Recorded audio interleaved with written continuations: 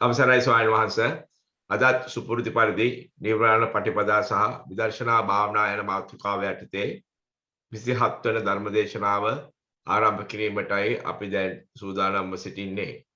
මේ ධර්මදේශනා මාලාව මේ හමුණු ලබන්නේ අපි කවුරුත් දන්නා විචිත්‍ර ධර්ම කතික මිනිපුර අමාශාන්ති තපෝවන ආරණ්‍ය සේනාසපති නම කියන්න අවසරයි අතිපූජනීය තපෝවනයේ රතන ස්වාමීන් වහන්සේ විසිනුයි. ආද ඉතා ගෞරවයෙන් පාද නමස්කාරව ආරාධනා කර සිටිනවා ධර්ම මණ්ඩපයේ වැඩ සිටින ඔබ වහන්සේට ධර්ම දේශනාව ආරම්භ කරන ලෙසට සාදු සාදු සාදු. සමන්ත චක්කවාලේසු අත්‍රා ගච්ඡන්තු දේවතා සද්දම්මං මුනි රාජස් සුනන්තු සග්ග මොක්ඛදම් ධම්ම ශ්‍රවණ කාලෝ අයං බදන්තා ධම්ම ශ්‍රවණ කාලෝ අයං බදන්තා ධම්ම ශ්‍රවණ කාලෝ අයං බදන්තා සාදු සාදු සාදු. නමෝ තස් භගවතු අරහතු සම්මා සම්බුද්දස්ස නමෝ තස් භගවතු අරහතු සම්මා සම්බුද්දස්ස නමෝ තස් භගවතු අරහතු සම්මා සම්බුද්දස්ස කතමාචානන්ද අනත්ත සංඥා ඉදානන්ද බික්කු අරඤ්ඤගතුවා රුක්කමූලගතුවා සුඤ්ඤාගාරගතුවා ඉතිපටි සංචික්කති චක්කුං අනත්තා රූපං අනත්තා සෝතං අනත්තා සද්දා අනත්තා ගන්ධා අනත්තා ජීවහා අනත්තා රස අනත්තා කායෝ අනත්තා පුට්ටබ්බ අනත්තා මනු අනත්තා ධම්මා අනත්තාති ඉතිමේසු චසු අජ්ජත්තික බාහිරේසු ආයතනේසු අනත්තානුපස්සී විහෙරති අයං උච්චතානන්ද අනත්ත සංඥාති කරුණාවන්ත ගුණබර සත්පුරුෂ පින්වත්නි පින්වන්ත ඕස්ට්‍රේලියාවේ පදිංචි යුද හමුදා කර්නල් අපේ කාලිංග මහත්මයාණන් ඒ කාලිංග ගුණරත්න මහත්මයාණන් සහ දයාබර මහත්මිය සමන්ති ගුණරත්න මහත්මිය පින්වන්ත දෙපළ අඛණ්ඩවම සංවිධානය කරන ඒ නිර්වාණ පටිපදා ධර්මදේශනා මාලාවේ 28 වන ධර්මදේශනාවයි අදත් මේ විදිහට ආරම්භ කරන්නේ 28 වන ධර්මදේශනාවේදී දේශනා කරන්න තියෙන්නේ ගිරිමානන්ද සූත්‍රයේ දෙවන දේශනාවයි. ඔය ඇත්තෝ පහුගිය දේශනාවේදී පින්වත්නි අනිත්‍ය සංඥාව ගැන ශ්‍රවණය කළා. ඔය ඇත්තෝ දන්නවා අපි භාග්‍යවත් තිලෝගුරු බුදුරජාණන් වහන්සේ එදා සවැත් නුවර ජේතවනාරාමේ වැඩ ඉන්නකොට ගිරිමානන්ද පින්වත් ස්වාමීන් වහන්සේ දැඩිසිය අසනීප වුණා කියලා. ආනන්ද තෙරුන් වහන්සේ ගිරිමානන්ද තෙරුන් වහන්සේ ළඟට වැඩම කරන්නට බුදුරජාණන් වහන්සේට ආරාධනා කරද්දී භාග්‍යවතුන් වහන්සේ ආනන්දේ ඔබම ගිරිමානන්ද භික්ෂුව වෙත යන්න. ගිරිමානන්ද භික්ෂුවට දස සංඥාවන් කියන්න. ඒ දස සංඥාවන් අහලා ඊළට වහාම සංසිඳනවා. ඒක ඒ රෝගී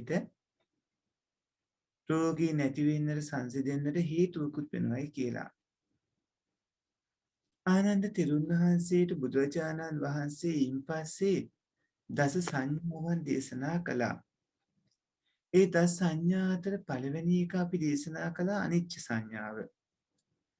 අනිච්ච සංඥාව කියලා කියන්නේ පින්වත්නි කැලේකට ගිහිල්ලා ගහක් මුල එහෙම නැත්නම් හිස්කේ තුල නැත්නම් කැලයක් ඇතුලේ විවේකයෙන් ඉඳිමින් නුවණින් කල්පනා කරන්න ඕන නුවණැත්තෝ. රූපස්කන්ධය ගැන වේදනාස්කන්ධය ගැන සංඥාස්කන්ධය ගැන සංකාරස්කන්ධය ගැන විඥානස්කන්ධය ගැන. එතකොට පංච උපාදානස්කන්ධයම හේතුන්ගෙන් ඇති වෙලා ඇති වුණු ගමම්ම නැතිව යද්දිම නැවත ඇති වෙමින් පවතින තත්ත්වේ පේනවා. එතකොට නිත්‍ය නැති ස්වභාවයේ අනිත්‍ය වෙනවා. මේ පංචස්කන්ධය ඉපදීම් විනාශ වීම දෙක අතර පින්වත්නි වෙනස් වෙමින් පවතිනවා.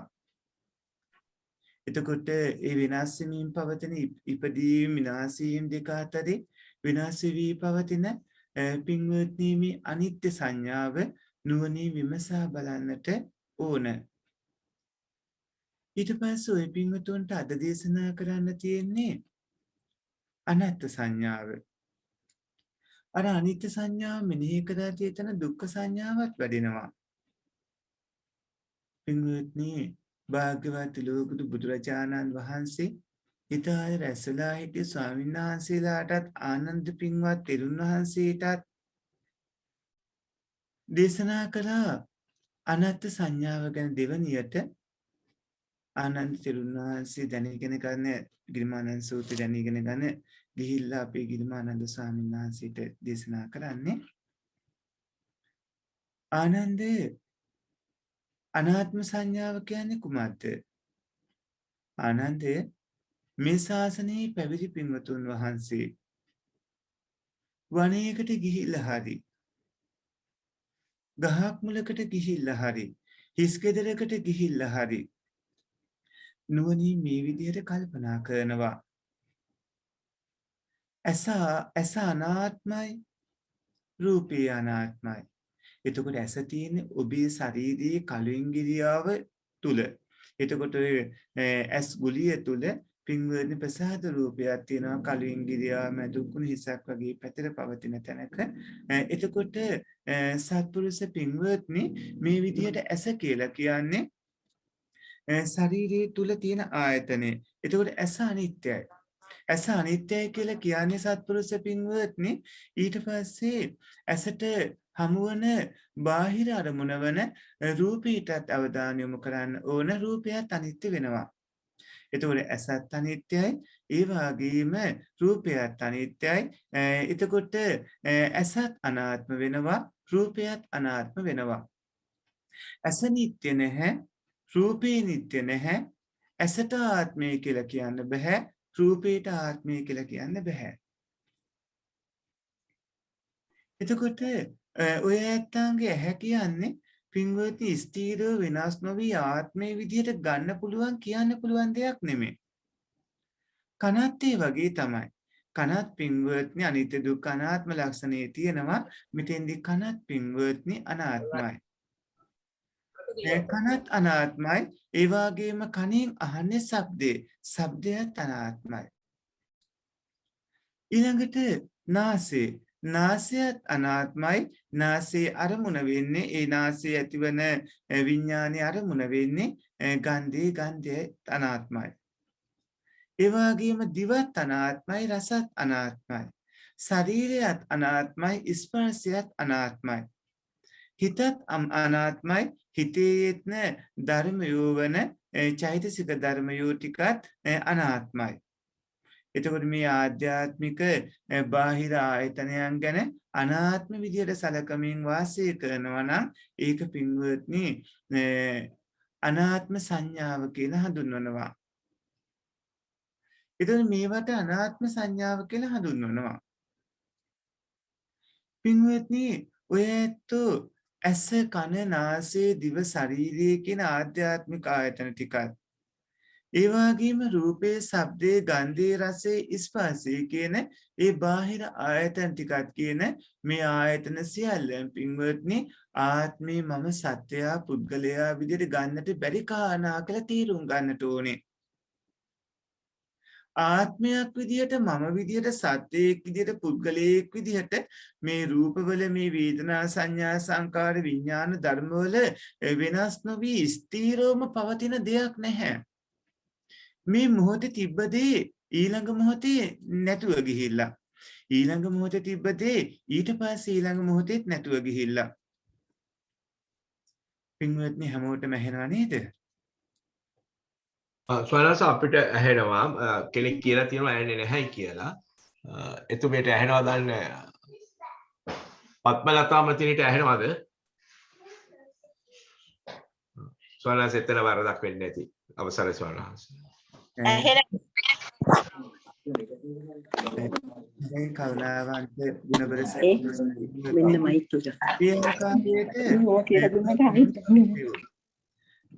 අනාත්ම ලක්ෂණයේ තේරුම් ගන්න ඕන. දැන් ඔය ඇත්ත බලන්නකෝ. ඔබ ගමන් බිමන් යනවා කියනවා, ඔබ ගම්මේ කෑම කෑවා කියනවා, ඔය ඇත්ත සතුටින් ඉන්නවා කියනවා, ඔය ඇත්ත මම කියලා කතා කරනවා, ඔය ඇත්ත ආත්මේ මම සත්‍යය පුද්ගලයා කියලා දෙයක් තියෙනවා කියලා හිතාගෙන ඉන්න මොනවද ඔය ඇත්තන්ට තියෙන ස්ථීරව? පින්වත්නි ආත්මය කියලා කිව්වාට ඇහැට ආත්මය කියන්න බැහැනේ. රූපයට ආත්මය කියන්නත් බෑ. ඒ වගේම කනට ආත්මය කියන්නත් බෑ. කනට හමු වන ශබ්දයට ආත්මය කියන්නත් බෑ. නාසයට ආත්මය කියන්නත් බෑ. නාසයට හමු වන ගන්ධයට ආත්මය කියන්නත් බෑ. දිවට ආත්මය කියන්නත් බෑ. රසයට ආත්මය කියන්නත් බෑ. ශරීරයට ආත්මය කියන්නත් බෑ. ස්පර්ශයට ආත්මය කියන්නත් බෑ. සිතට ආත්මය කියන්නත් බෑ. හිතේ යෙදෙන ධර්මතාවලට ආත්මය කියන්නත් බෑ. පින්වත්නි ඒවා ආත්ම ධර්ම නෙමෙයි අනාත්ම ධර්ම. තමා වශයෙහි තමා විදිහට ස්ථීරසාර විදිහට එහෙම ගන්නට කිසිම දෙයක් මේ පින්වත්නි ඇසත් රූපයත් කනත් ශබ්දයත් නාසයත් ගන්ධයත් දිවත් රසයත් ශරීරයත් ස්පර්ශයත් සිතත් ධර්මතාවත් කියන ඕවගෙදි හම්බ වෙන්නේ නැහැ ඔය ඇත්තන්ට. ඔය පින්වතුන්ට හම්බ වෙන්නේ ඒවා ඔක්කොම හේතුන්ගෙන් හටගත්ත ගමන්ම නැතුව යන ධර්ම කියලා. පින්වත්නි අපි මෙහෙම හිතමු. දැන් මිනිස්සුනේ ඔය ඇත්තන්ට නම් තියෙනවනේ ආයතන මේ අභ්‍යන්තර ආයතන 6යි බාහිර ආයතන 6යි කියලා ආයතන 12ම. ඒ වුණාට මිනිස්සු අතර සමහරුන්ට ආයතන 12 ලැබෙන්නේ නැහැ. එයාට ලැබුණ නැති මොකක් හින්දා ලැබෙන්නේ නැතිව එන්නේ බලපාපු කාරණා මොකද්ද? පින්වත්නි ආයතන එතකොට හටගන්න විදිහක් තියෙනවා. ඒ හටගන්න ආයතනයෝ පින්වත්නි අකණ්ඩවම පවතින විදිහක් තියෙනවා. එතකොට ස්ථීරව ගත්තාම ස්ථීරව එහෙම ආයතනයක් කියලා දෙයක් ස්ථීරසාරව පවතින්නේ නැහැ. ආයතනයක් කියලා සත්‍ය පුද්ගලයෙක් මම කියලා එහෙම ස්ථීරව දෙයක් ඔය ඇත්තන්ට හම්බ වෙන්නේ නැහැ. බුදුරජාණන් වහන්සේ දා දේශනා කරන ආනන්දේ අනාත්ම සංඥාව කියන්නේ මොකද්ද? ආනන්දේ මේ ශාසනයේ පැවිදි පින්වතුන් වහන්සේ වනයේකට ගිහිල්ලා ගහක් මුලකට ගිහිල්ලා හිස්ගේකට ගිහිල්ලා මෙහෙම නුවණින් කල්පනා කරනවා. ඇස අනාත්මයි, රූපේ අනාත්මයි, කන අනාත්මයි, ශබ්දේ අනාත්මයි, නාසය අනාත්මයි, ගන්ධේ අනාත්මයි, දිව අනාත්මයි, රසය අනාත්මයි, ශරීරේ අනාත්මයි, ස්පර්ශේ අනාත්මයි, සිත අනාත්මයි, හිතේ යෙදෙන ධර්මතා අනාත්මයි. මේ ආධ්‍යාත්මික බාහිර ආයතනයන් ගැන අනාත්ම විදියට සලකමින් පින්වත්නි ඒ පින්වත් ස්වාමීන් වහන්සේ වාසය කරනවා. එතකොට ඒ ස්වාමීන් වහන්සේ අනාත්ම ලක්ෂණී යුක්තව කටයුතු කරන්නේ. ගිහි පින්වන්ත ඔය ඇත්තෝ හිතන්නකෝ ඔය ඇත්තෝ ගෙදර දොරේ හරි නැත්තම් නිදහස් විහාරස්ථානසයි කැලේ ආදී යම් තැනකට ගිහිල්ලා පින්වත්නි අනාත්ම සංඥාව කියන්නේ මොකක්ද කියලා හොයාගෙන යනවා. හොයාගෙන යනකොට ඔය පින්වතුන්ට හම්බ වෙන්නේ පින්වත්නි මේ විදිහට ආයතනවලදී අභ්‍යන්තර ආයතන 6යි බාහිර ආයතනයයි එහෙම ආයතන 6යි ආත්මය මම විදිහට ගන්න බෑ කියලා. ඔය පින්වතුන් කරන කර්මවල හැටියට තමයි ආයතන ටික හම්බ වෙන්නේ.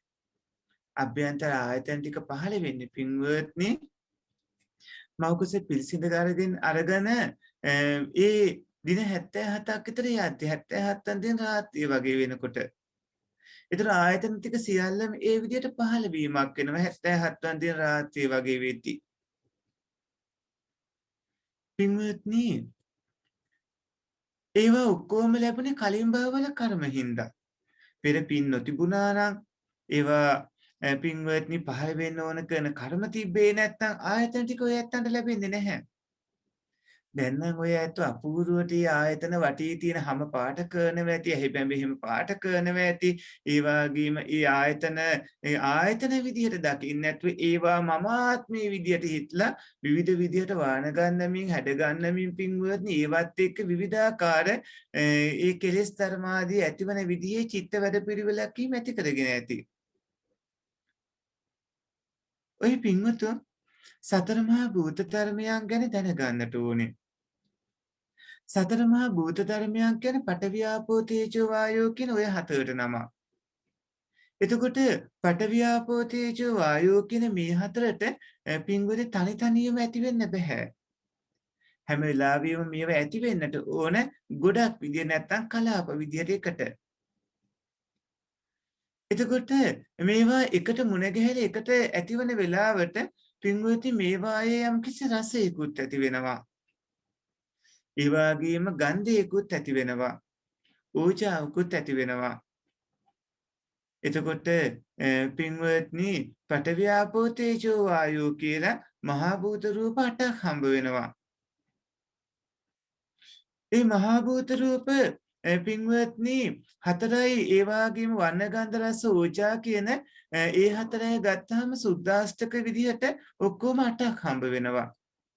එතකොට මහා භූත රූප හතරක් තියෙනවා. ඒ වගේම සුද්ධාවාස මේ සුද්ධාෂ්ටක විදිහට එනවා පින්වත්නි ඊටු හතරක්. ඒ තමයි වර්ණ ගන්ධ රස ඕජා කියලා. මේ පඨවි ආපෝ තේජෝ වායෝ කියන සතර මහා භූතයන් එකතු වුණාට පස්සේ තමයි යම්කිසි පැහැයක් ඇති වෙන්නේ. ඒ පැහැය ඇතිවන එතන පින්වත්නි ඒ වර්ණය යම්කිසි වර්ණයක් වගේම ගන්ධයකුත් ඇති වෙන්නට ඕන.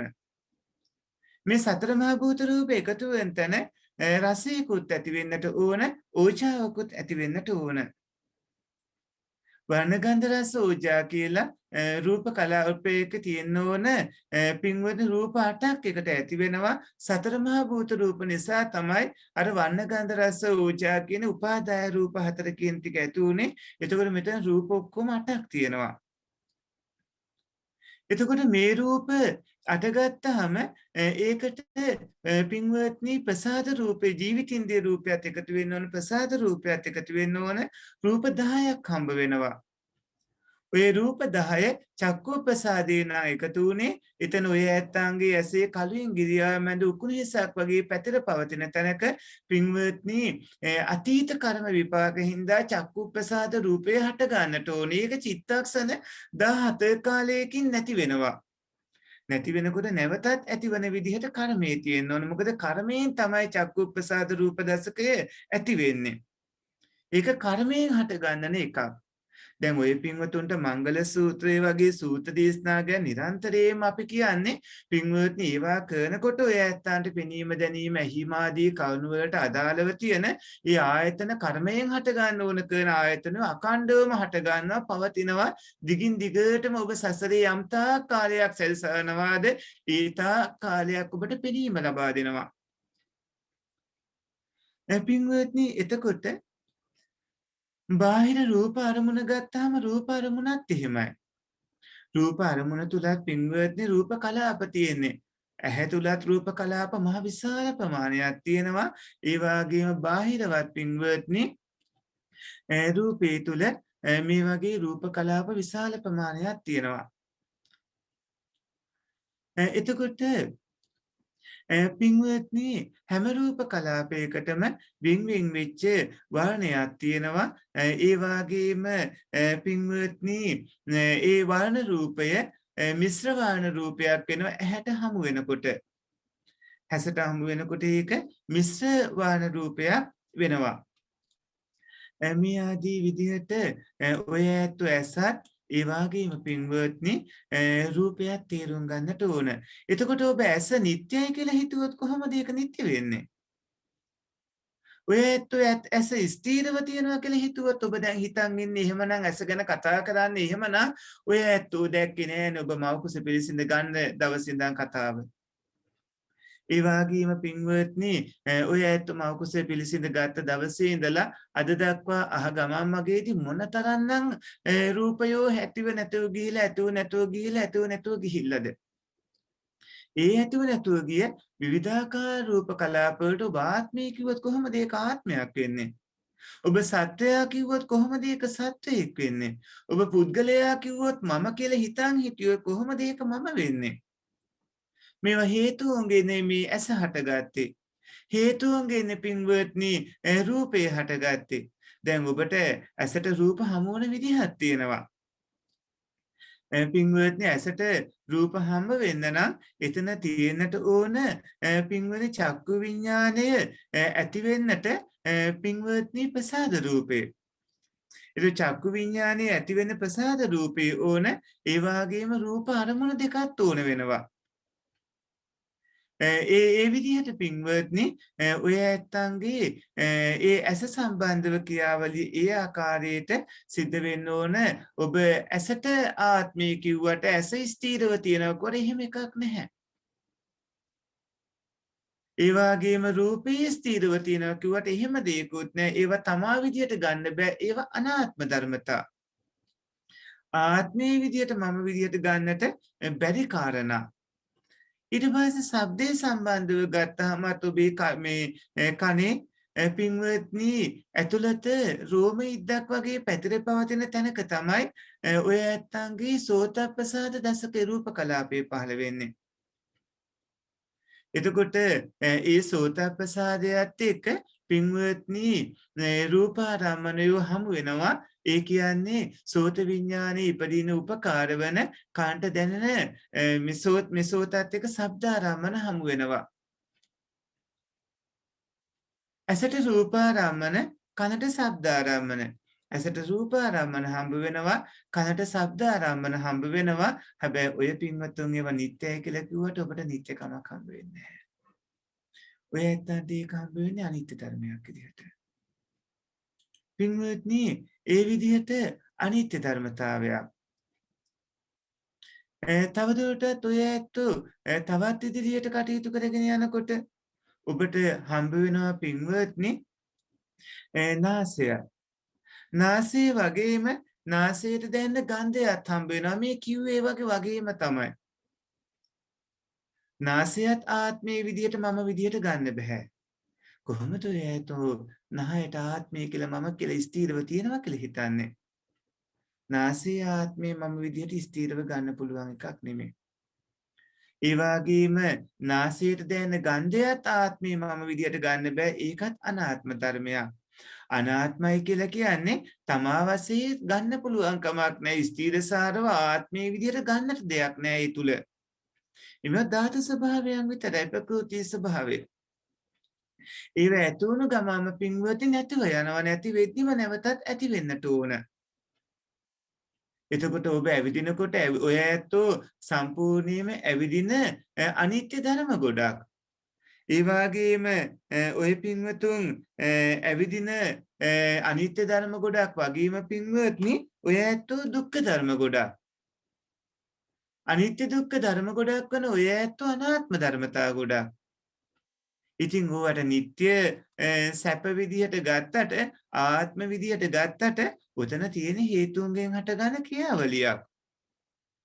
හේතුඵල ධර්මයන්ගේ ක්‍රියාවලියක්. ඇසත් එහෙමයි, කනත් එහෙමයි, නාසයත් එහෙමයි, දිවත් එහෙමයි, ශරීරයත් එහෙමයි. පින්වත්නි මන ආයතනේ ගත්තාම මේ ආයතනත් එහෙමයි. මේවා ඔක්කොම අනිත්‍ය දුක්ඛ අනාත්ම ධර්ම. මේ සියල්ලම පින්වත්නි අනිත්‍ය දුක්ඛ අනාත්ම කියන ලක්ෂණ වලින් යුක්ත ධර්ම. සත්පුරුෂ පින්වත්නි ශබ්දයේ සම්බන්ධව ඔය ඇත්තෝ ඒ වගේම කන සම්බන්ධව එහෙම තේරුම් අරගෙන නාසය සම්බන්ධවත් එහෙම යන්නට ඕන. ඔය ඇත්තන්ගේ නාසයත් අනිත්‍ය ධර්මයක්.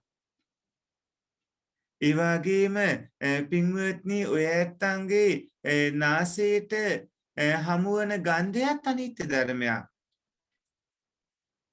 ඇසත් රූප අරමුණත් අනිත්‍ය ධර්ම, කන ශබ්ද අරමුණත් අනිත්‍ය ධර්ම. ඒ වගේම නාසයත් පින්වත්නි ගන්ධයක් ගත්තහම අනිත්‍ය ධර්ම. මේ ආදී විදිහට ඔය ඇත්තෝ ඒ කවුන තේරුම් ගන්නට ඕන. ඊළඟට පින්වත්නි තවත් ඉදිරියට ඔය ඇත්ත එන්න ඕන. තවත් ඉදිරියට එනකොට ඔබට හම්බ වෙනවා පින්වත්නි දිව. ඔබේ දිවේ නිලුම්පතක් වගේ පැතිර පවතින තැනක අතීත කර්ම විපාක වලින් පඨවි ආපෝ තේජෝ වායු අන්න ගන්ධ රස ඕජා ජීවිත ඉන්ද්‍රිය රූපේ කියන රූප නවයත් එක්ක පින්වත්නි ඇති වෙනවා ජීවහා ප්‍රසාද රූපයක්. ඒකට හමු වෙන්නේ පින්වත්නි රසය.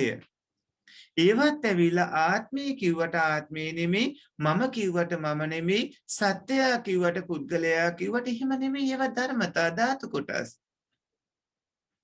ඒවා පින්වත්නි හේතුන්ගෙන් හටගන්න ධර්මතා වැඩපිළිවෙලක්.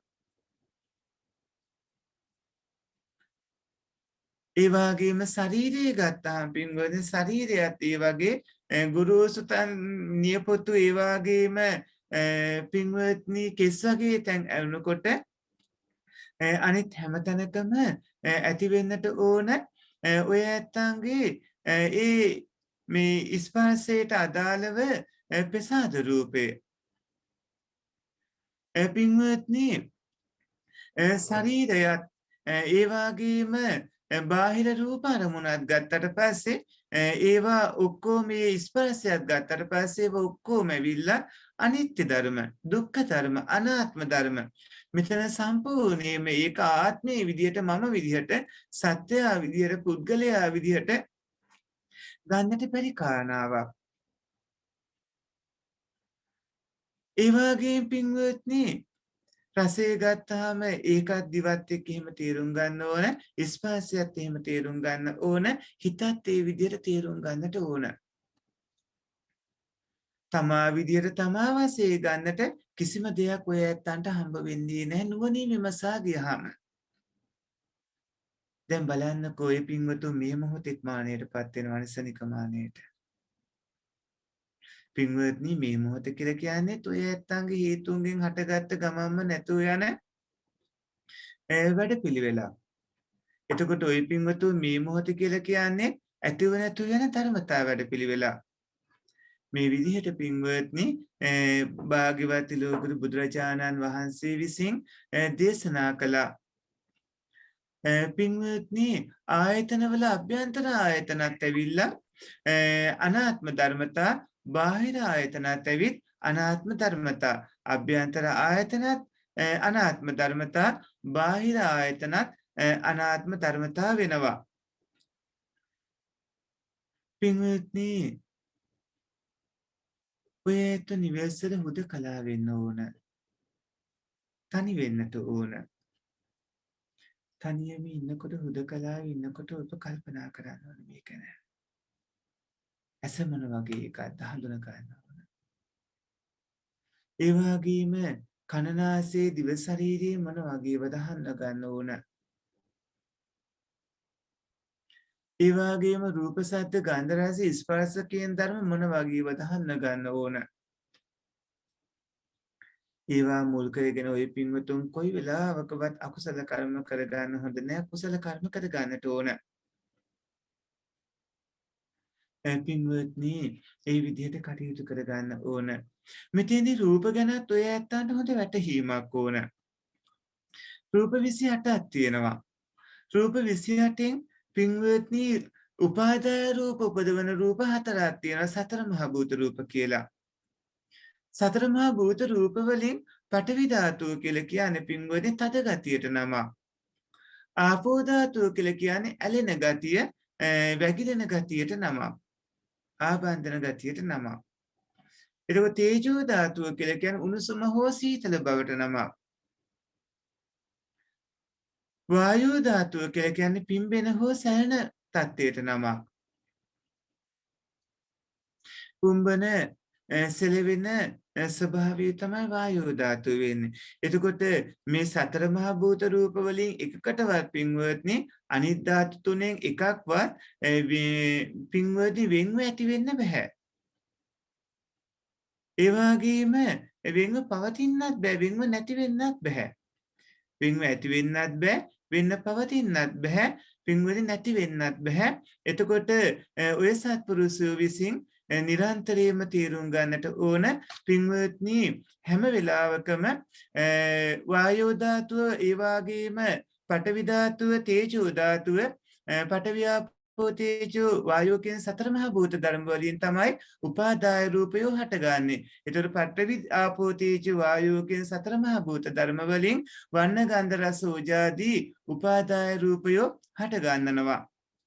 ප්‍රසාද රූප විදිහට චක්කු ප්‍රසාදේ, සෝත ප්‍රසාදේ, ගහන ප්‍රසාදේ, જીවහා ප්‍රසාදේ, ඒ වගේම කාය ප්‍රසාදේ කියලා ප්‍රසාද රූප පහක් තියෙනවා. චක්කු ප්‍රසාදේ, සෝත ප්‍රසාදේ, ගහන ප්‍රසාදේ, જીවහා ප්‍රසාදේ, කාය ප්‍රසාදේ කියලා චක්කු ප්‍රසාදේ කියන්නේ ඇසේ තියෙන රූප හට ගන්න උපකාර වන පින්වත්නි ඇසේ කලින් ගිරියාවක් වගේ එතනක පැතිර පවතින ඒ රූප කොටාසේ. ඒක හටගන්නේ කර්මයෙන්. සෝත ප්‍රසාදයක් පින්වත්නි කනේ රෝම ඉද්දක් වගේ පැතිර පවතින තැනක ඇති වෙන්නේ. ගාන ප්‍රසාදයක් පින්වත්නි නාසයේ එළුකුරයක් වගේ තැනක පැතිර පවතින්නේ. ඒ වගේම જીවහා ප්‍රසාදයක් පින්වත්නි ඒ ආකාරයටම පින්වත්නි ඒ විදිහට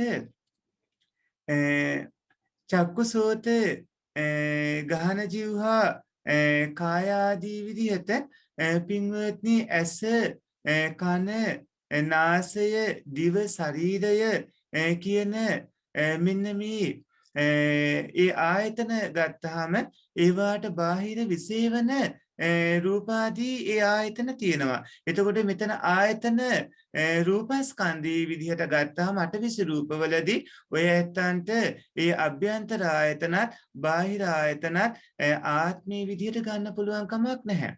දැන් බලන්නකො දිව්‍ය ලෝකවල දෙවිවරුන්ට ගිහිල්ලා දිව්‍ය ලෝකවල දෙවිවරු පින්වත්නි හිතනවා ආත්මය කියලා සත්‍යය කියලා පුද්ගලයෙක් කියලා මම කියලා කෙනෙක් ඉන්නවා කියලා. බ්‍රහ්ම ලෝකවල බ්‍රහ්මයින්ට යන්න. බ්‍රහ්මයින්ට ගියාමත් ඒ බ්‍රහ්ම ලෝකවල බ්‍රහ්මයින්ට ආත්මේ මම සත්‍යය පුද්ගලයා කියලා එහෙම දෘෂ්ටියක් තියෙනවා. හැබැයි අපිට නම් ආයතන 12ම තියෙනවා. දිව්‍ය ලෝකවල දෙවියන්ටත් ආයතන 12ම තියෙනවා. මිනිස්සු අතර අඳගොළු වගේ උනෝතින් කෙනෙක්ට ආයතනවල අඩුවක් වෙනවා. හැබැයි බ්‍රහ්මයින්ගේ උප්පත්තියම ආයතන 6යි තියෙන්නේ. අභ්‍යන්තර ආයතන 3යි බාහිර ආයතන 3යි රූපාවචර බ්‍රහ්මයින්ගේ. අරූපාවචර බ්‍රහ්මයින්ගේ ගත්තාම එතනත් පින්වත්නි අරූපාවචර බ්‍රහ්මයින්ගේ ආයතන 2යි තියෙන්නේ. ඒ තමයි අභ්‍යන්තර ආයතනයි බාහිර ආයතනයයි විදිහට ඒ පින්වත්නි මන ආයතනය ධම්මාරම්මනයි. අතන රූපායතන සද්ධායතන මන ආයතනයෝ ඒ වගේම චක්කු සෝත ඒ වගේම මන ආයතන ඒ වගේම චක්කු කිව්වහම මෙතෙන්දී රූපායතන සද්ධායතන ධම්මාරම්මන ඒ විදිහට ඒවා පින්වත්නි ආයතන වෙනවා. එතකොට එතන අභ්‍යන්තර ආයතන 3ක් හම්බ වෙනවා බ්‍රහ්මයින්ට. ඒ වගේම බාහිර ආයතන 3ක් හම්බ වෙනවා බ්‍රහ්මයින්ට. අභ්‍යන්තර ආයතන 3යි බාහිර ආයතන 3යි. එතකොට මිනිස්සුන්ගේ ආයතන ගත්තාම 6ම තියෙනවා අභ්‍යන්තර වශයෙන්. බාහිර වශයෙන් 6ක් තියෙනවා. සතර අපාගත ඇත්තන්ගෙත් ඒ තැන්වල උපදින ආකාරයට ඔවුන්ගේ කර්මජ ස්වභාවයේ අනුව ආයතන ආදී ලැබෙනවා. කකුලුවන් වගේ සත්තු වෙල ඉපදනාම මේ විදිහට, තල්මසුන් වගේ සත්තු වෙල ඉපදනාම මේ විදිහට පණුවන් වගේ සත්වල ඉපදනාම ඒ විදිහට ඒ වගේම සතර අපායේ විවිධ තැන්වල සත්ව විදිහට උප්පත්ති ලැබුවාම ඒ විදිහට පින්වත්නි ආයතනවල ලැබීම නොලැබීම කියන කාරණාව සිද්ධ වෙනවා. හැම මොහොතකම ඔය පින්වතුන් ආත්මේ විදිහට සත්‍යයා විදිහට පුද්ගලයා විදිහට මම විදිහට පින්වත්නි කොයි වෙලාවකවත් මේ ආයතන සලකන්නට එපා. මේ ආයතනයෝ කියන්නේ පින්වත්නි ආයතනමයි. ඒ කටයුතු සිද්ධ වන ස්ථාන. ඒවායට සත්පුද්ගල සංඥාව ආරෝපණය කරලා එහෙම තියනවා කියලා හිතන්න පුළුවන් කමක් නැහැ.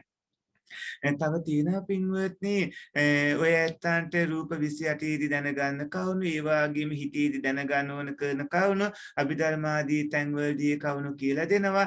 ඔය පින්වතුන් මේ ගිරිමානන්ද සූත්‍රයේදී භාග්‍යවත් ලෝකුරු බුදුරජාණන් වහන්සේ විසින් අනාත්ම සංඥාව ගැන දේශනා කරනකොට ආයතන ටික අරගෙන පැවිදි පින්වතුන් වහන්සේලා ගහක් මුලකට ගිහිල්ලා හිස්ගේකට ගිහිල්ලා ඒ වගේම පාළු තැනකට ගිහිල්ලා පින්වත්නි මේ ආයතන ભેදයෙන් විමසාගෙන යන්නට ඕන. එතකොට හම්බ වෙනවා නුවණින් කල්පනා කරන ඒ පැවිදි පින්වතුන් වහන්සේලාට පින්වත්නි රූපයත් ඒ වගේම ඇසත් ඒ වගේම ශබ්දයත් ඒ වගේම කනත් ගන්ධයත් ඒ වගේම නාසයත් රසයත් ඒ වගේම දිවත් ඒ වගේම ස්පර්ශයත් කයත් ඒ වගේම ධර්මතාත් සිතත් කියන ඔන්න ඔය ආයතන ටික ඔය හම්බෙන ආයතන ආත්ම විදිහට ගන්න පුළුවන් කමක් නැහැ. ඒක අනාත්ම ධර්මතාවයක් වෙනවා. අනාත්මය කිව්වහම තමා වශයෙන් ගන්න දෙයක් මෙතන නැහැ. එහෙම ගන්න දෙයක් නම් ස්ථිර දෙයක් තියෙන්න එපාය. අනිවාර්යයෙන්ම වෙනස් නොවි පවතින දෙයක් වෙන්න එපාය. ස්ථිර සාර දෙයක් වෙන්න එපාය. පින්වත්නි එහෙම ස්ථිර සාර දෙයක් නැහැ. දැන් සමහරුන් හිතනවා මානෙටපත් වුණාට පස්සේ තමන්ගේ මනෝවිඤ්ඤාණයක් කොහේ හරි තැනක ස්ථිරව තියෙනවා කියලා. එහෙම නැත්නම් මනෝකායක් යනවා කියලා. දැන් මෙතනින් මැවුනට පස්සේ ඊළඟට උපදිනකොට සිවුම් පංචස්කන්ධයක් මෙතනින් යනවා කියලා සමහරුන් කියනවා. ඒ වුණාට මෙතනින් ඊළඟට සිවුම් පංචස්කන්ධයක් යෑමක් නැහැ. ඒ විදිහට සිවුම් පංචස්කන්ධයක පහළවීමක් වෙන්නේ නැහැ පින්වත්නි. මෙතනින් ඊළඟ තැන උප්පත්තිය ලැබනකොට ඒක සිද්ධ වන විදිහක් තියෙනවා. හැම එකකදීම ස්කන්ධ පහේදීම එතෙන්දි මුල් වෙන කාරණා වෙන්නේ හිත. එතනදී පළවෙනියට මුල් වෙන්නේ පින්වත්නි හිත. හිත ලැබෙන්නේ මෙතන තියෙන අන්තිම චිත්ත වීතියේ විපාකයක් විදිහට. චිත්ත වීතියේ විපාකේ ලැබෙන්නේ ජවන් සිත්වලට. එතකොට ඒ ජවන් සිත්වල විපාකයේ විදිහට හිත තමයි ඊළඟ තැන ප්‍රතිසන්දියේ විදිහට පහළ වෙන්නේ.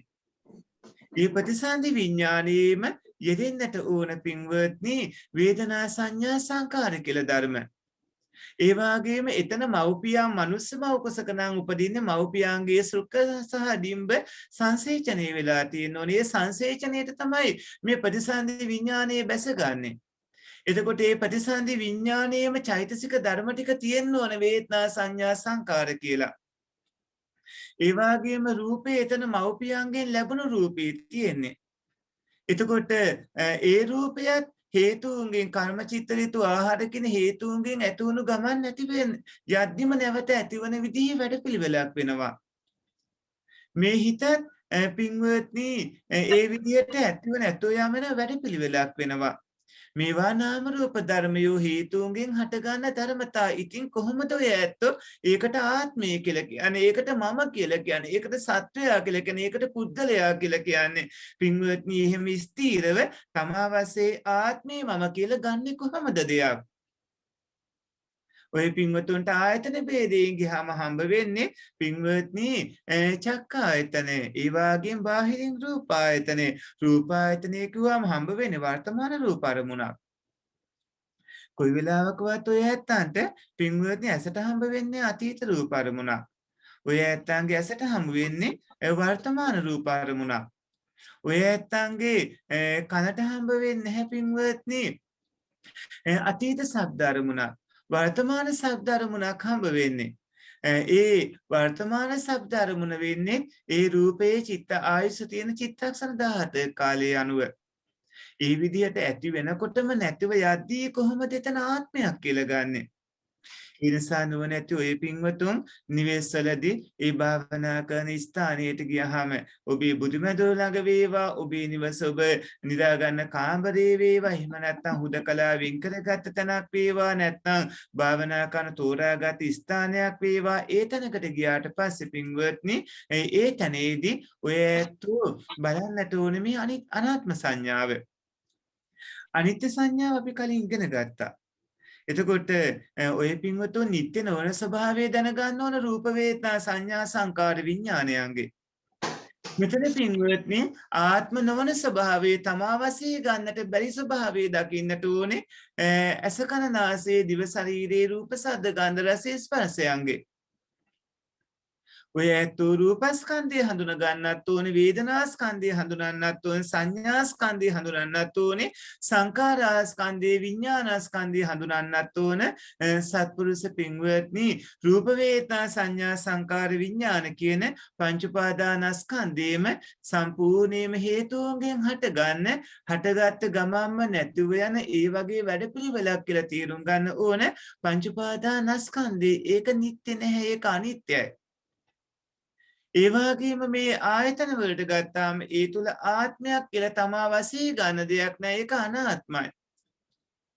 ඒක අනාත්ම ධර්මතාවයක්. පින්වත්නි ඒ ආකාරයට ඒ කවුණු තේරුම් ගන්න ඕන. එදා පින්වන්ත ආනන්ද තෙරුන් වහන්සේට ඒ භාග්‍යවත් ලෝකුරු බුදුරජාණන් වහන්සේ විසින් දේශනා කරන ආනන්දේ අනාත්ම සංඥාව කියන්නේ මොකක්ද? ආනන්දේ මේ ශාසනයේ පැවිදි පින්වතුන් වහන්සේ හෝ ගිහි පින්වතුන් කියන ඔය ඇත්තොත් ඔය ඇත්තන්ගේ නම ඉතින්ට ආදේශ කර ගන්න ඕන. ඔය ඇත්ත වනයේකට ගිහිල්ලා ගහක් මුලට ගිහිල්ලා හිස්කේකට ගිහිල්ලා නැත්තම් ඔය ඇත්තන්ගේ නිවසේ බුදුමැදුර ළඟට ගිහිල්ලා නිදා ගන්න කාමරී හුදකලා තැනකට ගිහිල්ලා ඔය ඇත්තෝ නුවණින් කල්පනා කරගන්න ඕන ඔබේ ඔය ඇස අනාත්මයි. ඔහු ඇස අනාත්මයි, ඔබේ නුවණට හසුවේ හේතුන්ගෙන් හටගත්ත ගමම්ම නැතුව යද්දිම නැවත ඇතිවන වැඩපිළිවෙලක්. ඔය ඇත්තන්ගේ ඇස අනාත්මයි. රූපේ අනාත්මයි, කන අනාත්මයි, ශබ්දේ අනාත්මයි, නාසය අනාත්මයි, ගන්ධේ අනාත්මයි, දිව අනාත්මයි, රසය අනාත්මයි, ශරීරේ අනාත්මයි, ස්පර්ශය අනාත්මයි.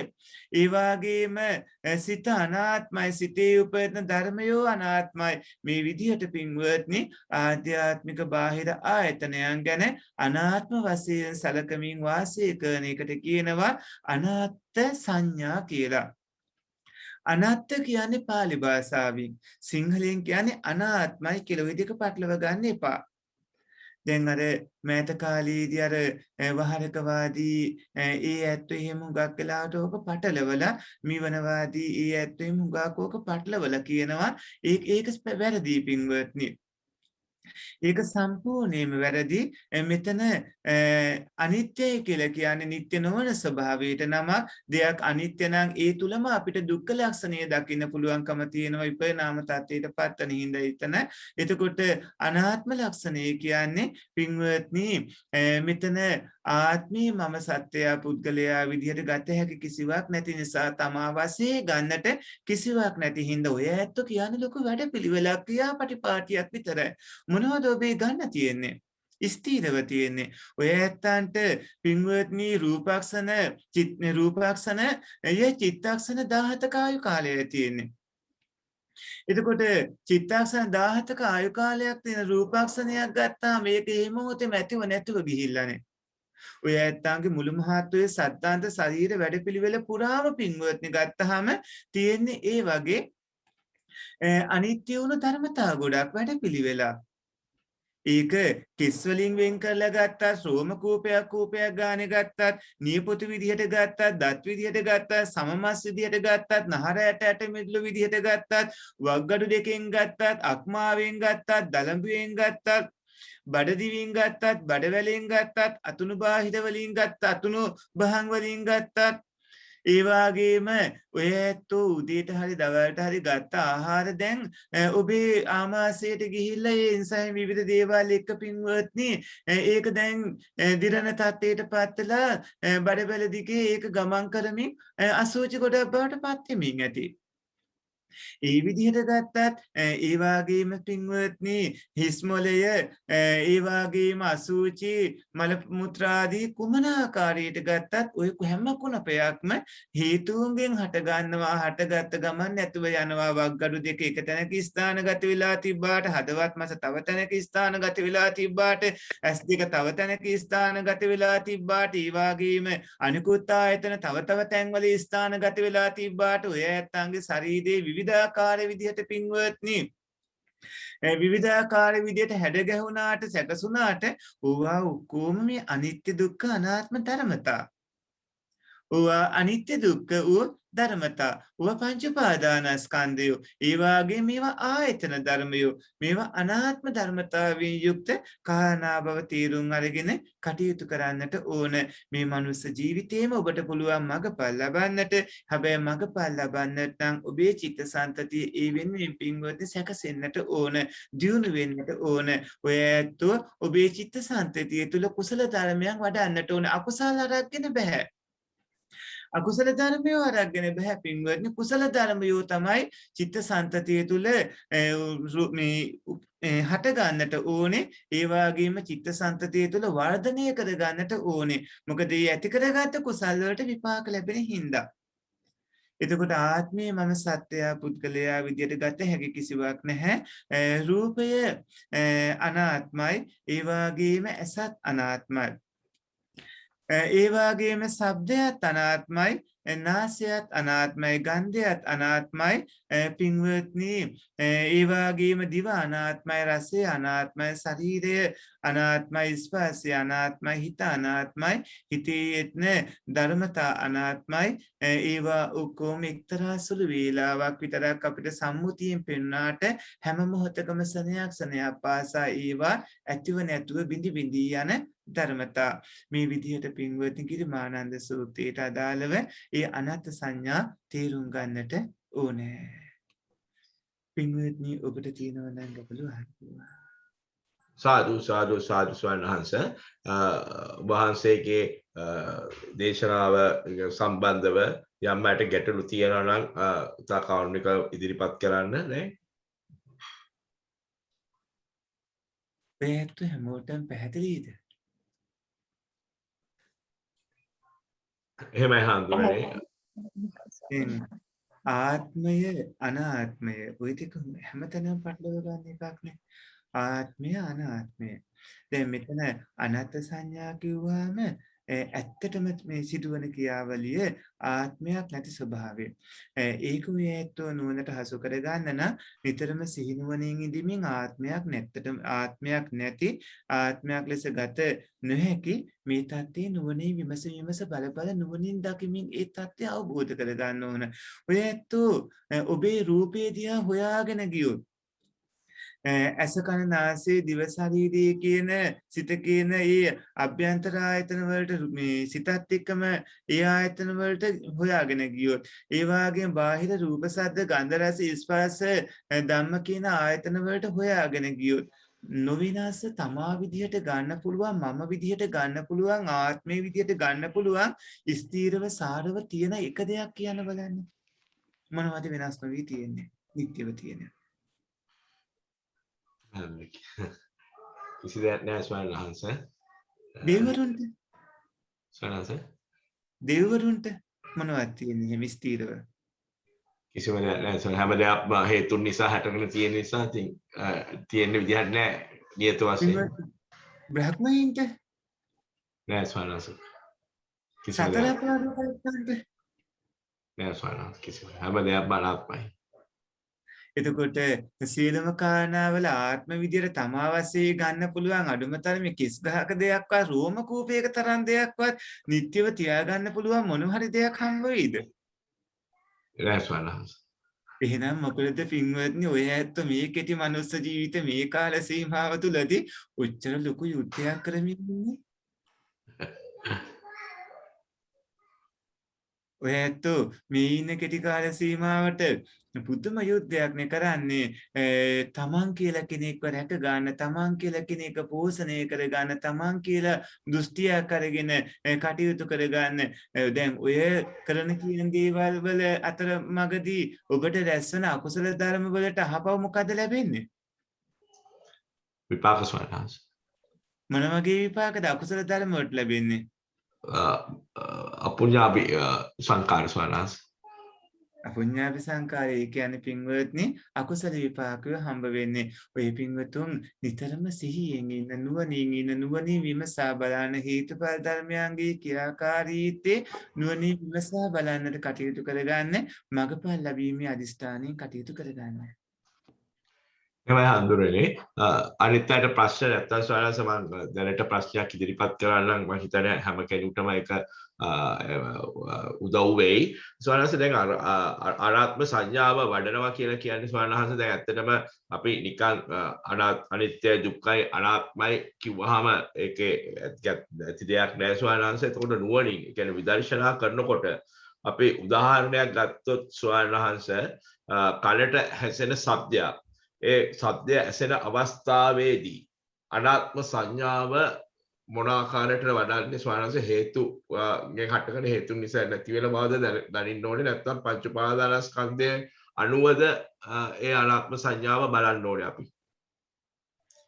ඒක පින්වත්නි ඔය ඇත්ත මෙහෙම තේරුම් ගන්නකො දැන් කනට ඇහෙන ශබ්දය කියන්නේ ඔය ඇත්තන්ගේ මව්කුස පිළිසිඳ ගැනීමෙන් 77 වෙනි රාත්‍රියේදී කලින් භවවල ඔබ කරගෙන තියෙන කර්මවල විපාක හින්දා ඔබට කන් වල ඇහිම ලැබෙන්න මේ කුසල කර්මයේ තිබ්බා නම් සෝතප්පසාද රූප රසකේ පහළ වුණා. ඒ විපාකයේ අනුව දිගටම නැති වෙද්දිම ඇති වෙනවා, ඇති වෙද්දිම නැති වෙනවා, ඇතුව නැතුව යමින් සෝතප්පසාද රූප රසකේ දිගටම පවතිනවා. කනට අරමුණු වන ශබ්ද ආරම්මණයන් එක්ක අවශ්‍ය වෙලාවට ශබ්ද ආරම්මන අරගෙන ඒක ඇති වෙනවා. එතකොට පින්වත්නි දැන් මෙතනදී රූප කලාප ඒවත් එක්ක ගැටෙනකොට ගැටෙන රූප කලාපයන්ගෙන් පින්වත්නි වායෝ ධාතුව චලනය වෙලා තමයි ඔය ඇත්තන්ගේ ඒ සෝත ප්‍රසාදේ රූප පරමාර්ථ ගැටෙන්නේ. එතකොට ඒ විදිහ තමයි මේ සෝත විඥානේ ඇති වෙන්නේ. දැන් ඒක ගැටෙනකොට ගැටෙන ආකාරයක් තියෙන ශබ්දේ පිටවන තැන ඒ ළඟම තියෙන සුද්දාෂ්ටක චලනය වෙලා ඊට පස්සේ ඊළඟ සුද්දාෂ්ටක ආදී විදිහට එහෙම එන්න ඕන ආකාරයකුත් තියෙනවා. ඒ විදිහට වෙද්දී ඔය ඇත්තන්ට ශබ්ද ආදී ඇහෙනවා.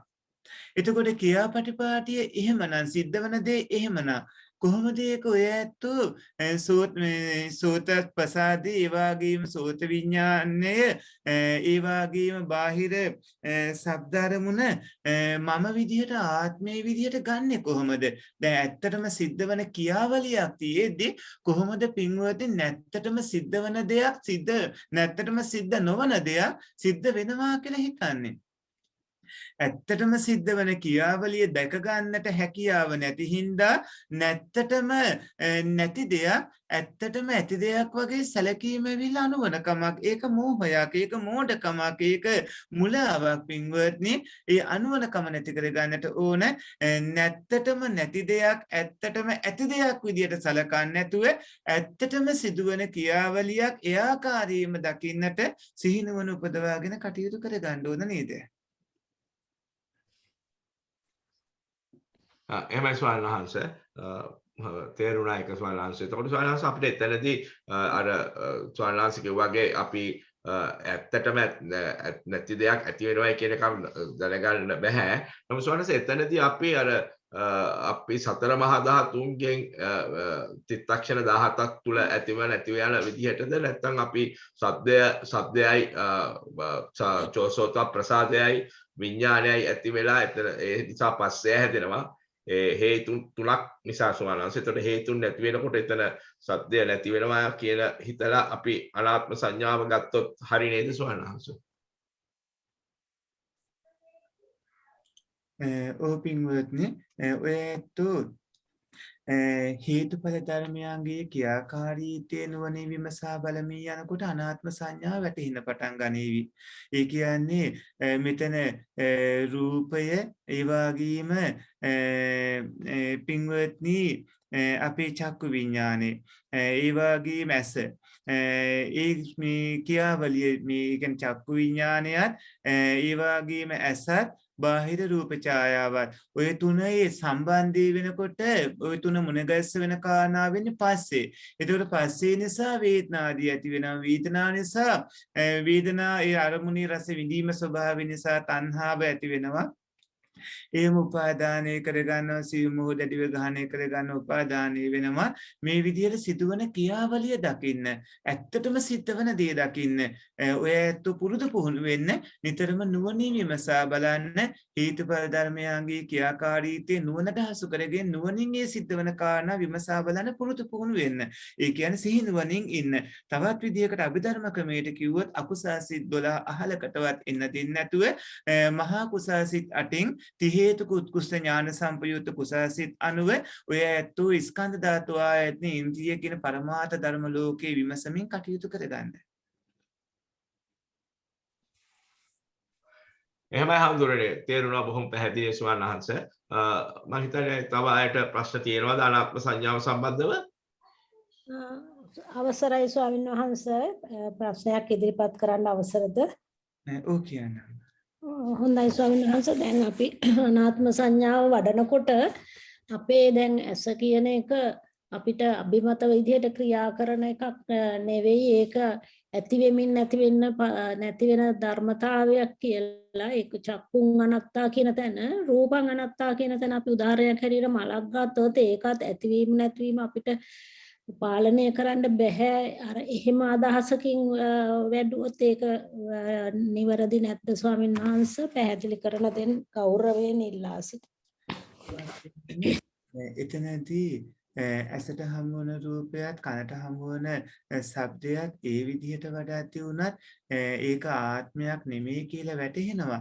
නමුත් ස්කන්ධ ලෝකයේදී දැන් අපි මෙතන භාග්‍යවතුන් වහන්සේ විසින් ඉතා පැහැදිලිවම දේශනා කරනවානේ ඇසයි රූපයයි කනයි ශබ්දයයි ඒ වගේම නාසයයි ගන්ධයයි දිවයි රසයයි ශරීරයයි ස්පර්ශයයි සිතයි ධර්මතාවයි කියලා මේ මොහොතේ ඉදිරියටම මේ හමු වන ආරම්මණයක එතන මෙතන ක්‍රියාවලියම දකින්න ඕන. මෙතනදී ඇස කියන අනිත්‍ය ධර්මතාවයත් මොන වගේද කියලා අවබෝධ කරගන්න, බාහිර රූප කියන අනිත්‍ය ධර්මතාවයත් මොන වගේද කියලා අවබෝධ කරගෙන ඒ අනිත්‍ය වුණු ඇසත් ඒ බාහිර රූප ඡායාවත් ඒ දෙකම ගත්තට පස්සේ බාහිර රූප ඡායාව හරියටම තේරුම් ගන්න වෙනවා නේද සුද්දාෂ්ටක වලට යන්න වෙනවා ඒ වගේම සතර මහා භූත රූප නිසා වන්න ගන්ධ රස ඕජ ඇතිවන විදිය බාහිර රූප අරමුණ කොහොමද මේ විශ්ේ වෙන්නේ එතකොට මේ මොහොතේ තියෙන වර්තමාන අරමුණක් එන්නේ අතීත අරමුණක් නෙමෙයි එන්නේ ඒ විදිහට ඔය ඇත්තන්ට විමසන්න වෙනවා.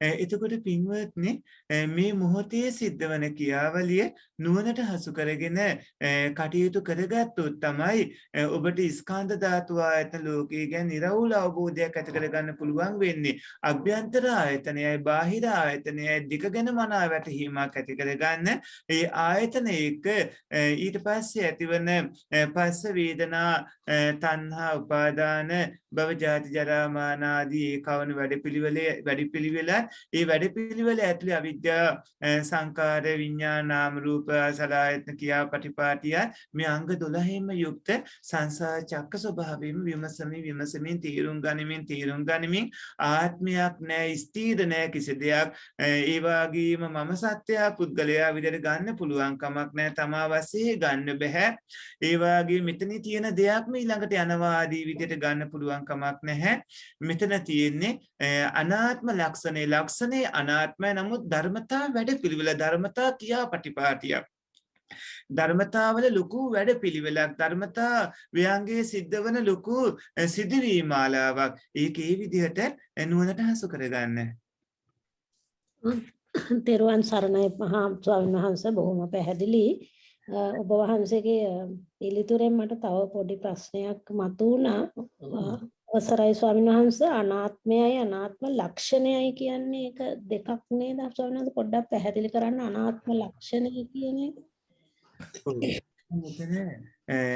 ලක්ෂණය කියලා කියන්නේ අපි ඒක ස්වરૂපේටනේ. එතකොට ත්‍රිලක්ෂණය කියලා කිව්වහම ත්‍රිලක්ෂණය කියන්නේ ධර්මතාවල ස්වභාවය. ඒ ධර්මතාවල ස්වභාවය කිව්වා මේ අනිත්‍ය දුක්ඛ අනාත්ම කියන ලක්ෂණ ටිකනේ. මෙතනදී අපි අනාත්ම කියලා ගන්නෙ ඒ ධර්මතාවයේ තියෙන සැබෑ ලක්ෂණ ස්වභාවය. එතකොට සැබෑ ලක්ෂණය වෙන්නේ ආත්මයක් නොවන සත්‍ය පුද්ගලයෙක් මම විදිහට ගන්නට බැරි ධර්මතා වැඩපිළිවෙලමයි ධර්මතාවයේ ස්වභාවයමයි අපි දකින්න තියෙන්නේ. එතකොට ආත්ම විදිහට ගන්නට බැරි ධර්මතාවයට අදාළ ස්වභාවයම ඒ ලක්ෂණයම ඒ ස්වરૂපයම තේරුම් ගන්නට ඕනේ. හොඳයි ස්වාමීන් වහන්සේ තෙරුවන් සරණයි තෙරුවන් සරණයි. පින්ස්වාමීන් වහන්සේ වහන්සේගේ වටිනා ධර්මපරයයක් අපිට අද දේශනා කළේ. වහන්සේට බොහෝ කුසල ලබ්ධය මා ප්‍රාර්ථනා කරනවා. අපගේ බොහෝ අනුකම්පාවෙන් අපට ධර්මයෙන් සහ අර්ථයෙන් දේශනා කර සසර දුකෙන් නිවනට දොරටු හැර දෙන ඔබ වහන්සේට අජරාමර නිවන් සුවය මහා ප්‍රාර්ථනා කරනවා. සාදු සාදු සාදු. අවසරයි ස්වාමින් වහන්සේ තෙරුවන් සරණයි. පින්වත් සියලු දෙනාටම සදා වන්දනීය පූජනීය නම කියන්න අවසරයි අතිපූජ්‍ය තපෝවනේ රතන ස්වාමින් වහන්සේට අපගේ নমස්කාරය වේවා. අප කෙරෙහි මහත් වූ අනුකම්පාවෙන් සහ ඊ타මත් කරුණාවෙන් මෙම ගැඹුරු දහම් කරුණු අප සියලු දෙනාටම වැටහෙන පරිදි සරලව දේශනා කරන ඔබ වහන්සේට පාදාභි වන්දනා කරමි. මෙම උතුම් ශාසනික මෙහෙවර চিරාත් කාලයක් පහසුවෙන් කරගෙන යාමට ඔබ වහන්සේට අවශ්‍ය නිදුක් නිරෝගී කායික මානසික සුවපත් භාවය ලැබේවායි අප සියලු දෙනා වෙනුවෙන් ප්‍රාර්ථනා කරමු.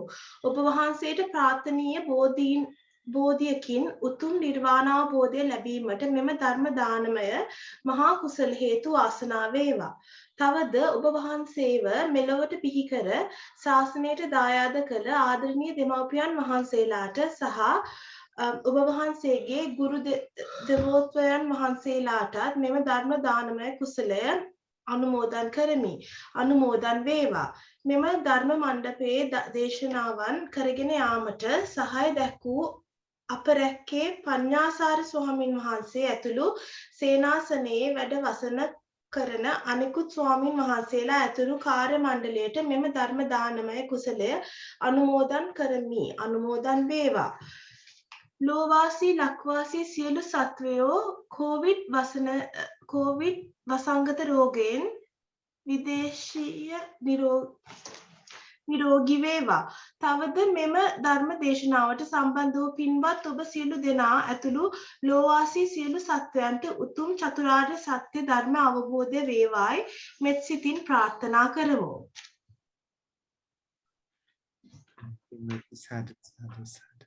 කරුණාවන්ත ගුණබර සත්පුරුෂ පින්වත්නි පුණ්‍යවන්ත ඕස්ට්‍රේලියාවේ පදිංචි අපි උදහමදා කරන කාලිංග ගුණරත්න පින්වන්ත මහත්මයා එදායපුර මහත්මිය සමන්ත ගුණරත්න පින්වන්ත මහත්මයා සමග අඛණ්ඩවම සංවිධානය කරගෙන එන ඒ දූ දරුවන් ඒ සත්පුරුෂ හැමදෙනාගේම දායකත්වයට සංවිධානය කරන නිර්වාණ පටිපදා ධර්ම දේශනා මාලාවේ 28 වන ධර්ම දේශනාවයි මේ විදිහේ දේශනා වුණේ. ඔය ඇත්ත ප්‍රශ්නයක් අහලා තියෙනවා පින්වත්නි. ඒකට උත්තරේ ඊළඟ ධර්ම දේශනාවකදී හමු වෙනවා. ඒ තමයි දලඹුව සම්බන්ධව මේ ගිරිමානන්ද සූත්‍රයේදීම ශරීරාංග සම්බන්ධව කතා කරන කොටසක් එනවා. එතනදී ඒව විස්තර කරලා දෙනවා. ඔය පුණ්‍යවන්ත සදහැවතුන් හැම දිනම විවිධ රටවල සිටීමේ අදත් රැස් කරගත් පුණ්‍ය සම්භාරයෝ පින්වත්නි නමින් මියගිය නෑදෑයන්ට අනුමෝදන් කරන්නට ඕන. ඔබ නමින් මියගිය සසරගත නෑදෑයෝ මේ පින් අනුමෝදන් වේවායි කියලා ඥාතීනට පින් අනුමෝදන් කරන්න. ඉදම් මේ ඥාතීනං හෝතු. ධම්මේ ඥාති ඉදම් හෝතු සුඛිතා හොන්තු නාතයෝ. ධම්මේ ඥාති ඉදම් හෝතු සුඛිතා හොන්තු නාතයෝ. ධම්මේ ඥාති ඉදම් හෝතු සුඛිතා හොන්තු නාතයෝ. මේ පින් අනුමෝදන් කරන්න ආකාසට්ටාච ආකාසට්ටා චුම්මට්ටා දේවානාගා මහිත්‍තිකා පුඤ්ඤානුමෝදිතා චිරං රක්ඛන්තු සසං ආකාසට්ටා චුම්මට්ටා දේවානාගා මහිත්‍තිකා අනුමෝදිතා රක්ඛන්තු දේශනා ආකාසට්ටා බුම්මට්ටා දේවානාගා මහිද්దికා පුඤ්ඤන්තං අනුමෝදිතා චිරං රක්ඛන්තු මං පරං. සත්පුරුෂ පින්වත්නි ඔබ සැමට අපි ගම්‍ය ආශිර්වාද කරන ඊට පෙර හැම දිනම නිවන අරමුණු කරන්න නිවන් දකින්නට මේ පින් හේතු සම්පත්ම වේවා කියලා නිවන අරමුණු කරන්න ඉදන් මේ පුඤ්ඤං ධම්මේ පුඤ්ඤං අසවක්ඛ්‍යා වහන් හෝතු ආසවක්ඛ්‍යා වහං හෝතු. පින ඒ පින වං අවබෝධ වීම පිණිසම නිවන් අවබෝධ වීම පිණිසම හේතු වේවා. මේ කුසලයේ බලයෙන් මේ කුසලයේ බලයෙන් කිනාතුරුම නිවන් දකිනා තුරුම උදස අකුසල් කරන පස්පව් දස අකුසල් කරන ඉන්ගීද බාලයින්ගේද අසත්පුරිසයින්ගීද අසත්පුරුෂයින්ගේද මිත්‍රයින්ගීද ආප මිත්‍රයින්ගේද ආශ්‍රය නොලැබීවා ආශ්‍රය නොලැබේවා. ආදී දානාදී කම් කරන පින්කම් කරන ආදී අනන්ත ගුණ පුරන අනන්ත ගුණ පුරන දර්ශනාදී දර්ශනා ආදී භාවනා වඩන භාවනා වඩන පුරිසයින්ගේද අත්පුරුෂයින්ගේද ඥාන මිත්‍රයින්ගේද කල්යාණ මිත්‍රයින්ගේද ආදී ආදී ආර්ය මහෝත්තමයින්ගේද ආර්ය මහෝත්තමයින්ගේද ආශ්‍රයම ලැබීවා ආශ්‍රයම ලැබේවා. පින්වත්නි පින්වන්ත ඔබ හැම දිනාටමයි අපි මේ ආශිර්වාද කරන්නේ.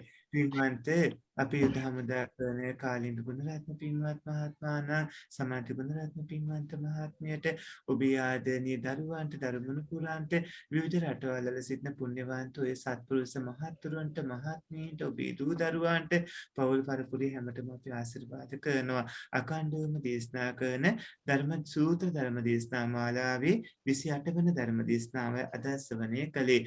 ඊළඟට ඉදිරියට අහන්න තියෙන දහම් කවුණියම ඔය ඇත්තන්ගේ නුවණැස ඉතා ප්‍රබල විදිහට වර්ධනය කරાવી. නමුත් ඔබේ යුතුයකමක් ඔබේ වගකීමක් ඔබේ අදිෂ්ඨානයක් තියෙන ඕන මේ මනුස්ස ජීවිතේම මගපල් ලබන්න නැත්තම් මේ වගේ තේරුමකුත් නැහැ. ඔය පින්වතුන් මේ මනුස්ස ජීවිතේම රහතන් වහන්සේ නමක් හෝ රහතයන්න් වහන්සේ නමක් වීමේ අදිෂ්ඨානයෙන් අවශ්‍ය කටයුතු ටික සිදු කර ගන්නට ඕන. ඔබ හැමට නිදුක් නිරෝගී දීර්ඝායුෂ ලැබේවා. අභිවාදන සීරිස නිච්ඡං වද්දාපචායිනෝ චත්තාරු ධම්මවඩ්ඩන්ති ආයුවන්ෝ සුඛං බලං ආයුරාරෝග්‍ය සම්පatti සග්ග සම්පatti මේවචේ අතෝ නිබ්බාන සම්පatti මිනාති සමිච්ඡතු. සීලවන්තං ගුණවන්තං පුඤ්ඤං කෙත්තං අනුත්තරං දුර්ලභේන මාලද්දා පස්සතුං වන්දි කුමාරා සාරිපුත්තාදි තේරාණං ආග්නං පටිපාටිය සද්දා සීල දයාවන් සම්බුද්ධ පුත්තං නමාමහං සාදු. තෙරුවන් සරණයි ස්වාමීන් වහන්සේ. ඔබ වහන්සේට බොහෝ පින්. හොඳයි තෙරුවන් සරණයි පින්වත්නි හැමදෙනාටම. තෙරුවන් සරණයි.